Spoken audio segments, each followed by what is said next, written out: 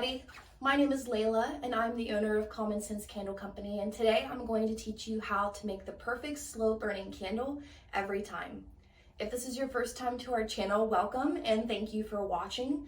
Common Sense Candle Company is located in Powell, Ohio. We offer retail, candle making classes, as well as online shipping. I'm really excited to dive into more of a tutorial-based aspect to the business because I love teaching and I love sharing the things that I have learned myself over the last 4 years as a candle maker. So without any more waiting, let's get started. So first we're going to start with wicking our candle. It doesn't matter what wick you have at home. You could be using a cotton wick, hemp wick, or in this case, I'm using a wooden wick. I prefer wood wicks personally within my business because I think they burn longer. I think they produce a better scent throw. And I also just like the crackling sound that they give off. I think it's a better candle making experience. So I started by taking my wick tab. You can wait until the wax is partially dry to put the wick in, or you can use a tab to secure it in the bottom. I personally prefer to use tabs on the bottom of my wicks just so I know that it's not going to move around. And then you just want to go ahead and put that into the center of your jar, like so. Straighten it up a little bit. And next we will go ahead and measure out our fragrance oil. I'm going to be using a vanilla fragrance oil today, but you can apply these measurements to the fragrance oil that you have at home. Just check the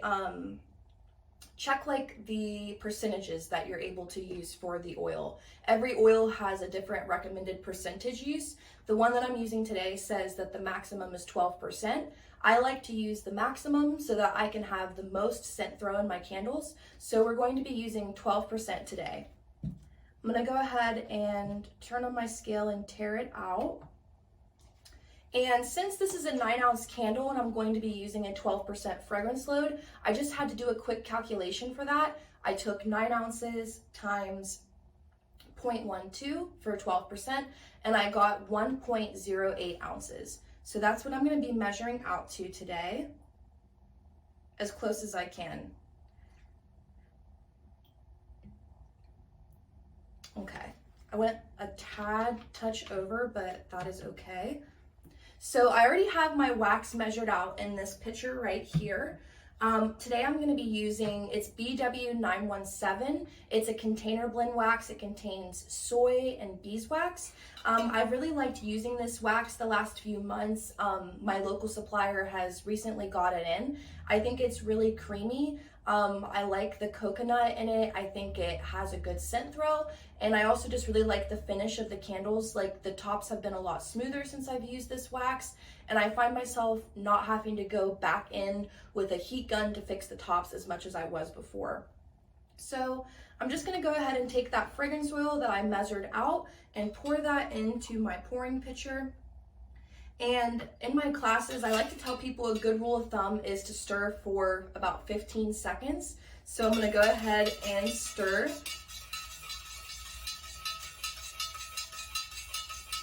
And I always tell people, like, pouring out of the pitcher, it's like pouring a glass of juice. You don't want the juice to run down the side of the pitcher. So commit, which I know that sounds serious, but I promise it's not scary. And we just go right in and start pouring. Now this specific jar has a rim around the jar that kind of tells me where to stop with the wax. So I'm not gonna go too much past that rim. And it looks like I have some leftover wax, so I'll probably turn these into some wax melts.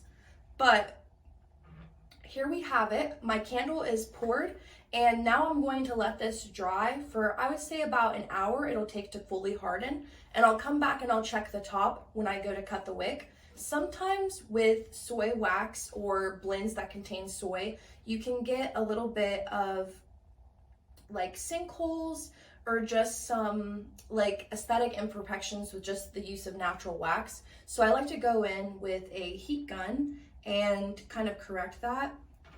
And my wick is sliding, so I'm just gonna kind of use my spoon here and rest the wick just like that.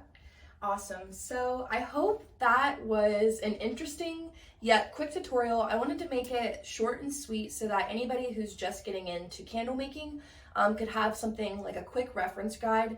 I know when you first start, it seems like a lot of math and a lot of calculations, but I promise with practice, it'll just be a normal, easy thing for you to do.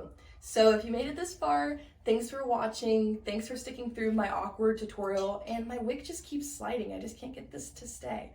But yeah, I can't wait to do more videos like this and just like get more comfortable in front of the camera. So that's one thing in the past 4 years I've wanted to do.